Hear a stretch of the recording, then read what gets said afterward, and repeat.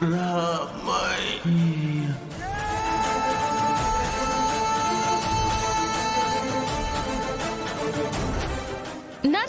Nurse nurse ఆగండి.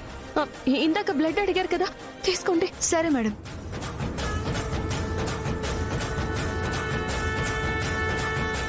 తాతయ్య తాతయ్య తాతయ్య, నాన్నకెలా ఉంది తాతయ్య? మీ నాన్న కోమాలోకి వెళ్ళాడమ్మా.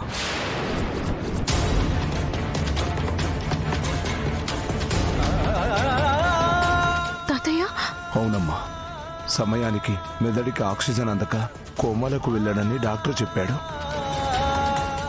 కానీ తొందరలోనే కోలుకుంటాడని చెప్పాడు.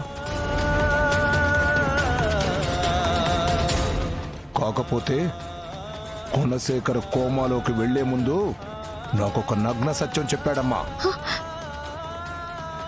ఏంటి తాతయ్య అది? నా మేనకోడలు తులసమ్మను చంపింది ఎవరో కాదో, ఆ జానకమ్మ గారి మొగుడు రామయ్య చంపాడు.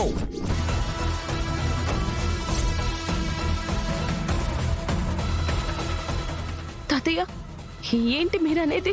అవునమ్మా, మా అక్కని పెళ్లికి ముందే తల్లిని చేశాడు. తులసమ్మ జన్మకి కారణమయ్యాడు.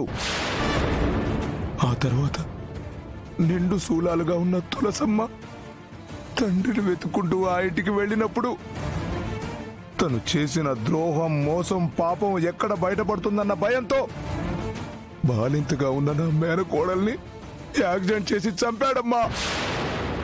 ఆ రామయ్య చంపించాడు.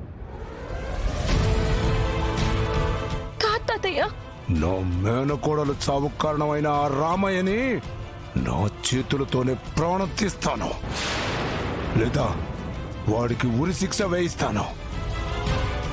ఉరి శిక్ష వేయిస్తాను. తాతయ్య అది తాతయ్య తాతయ్య ఆగండి తాతయ్య.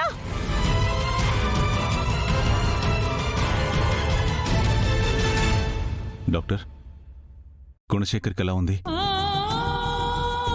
ఏమైంది డాక్టర్? గుణశేఖర్కి ఏమైంది? ఈయన కోమలోకి వెళ్ళారు సార్. గుణశేఖర్ ద్వారా ఎన్నో నిజాలు తెలుసుకోవాలనుకున్నాను.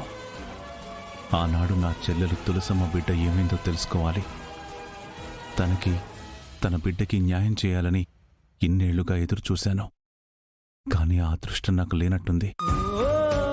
అందుకే దొరికిన ఒక్క అవకాశం కూడా చేయి దాటిపోయింది.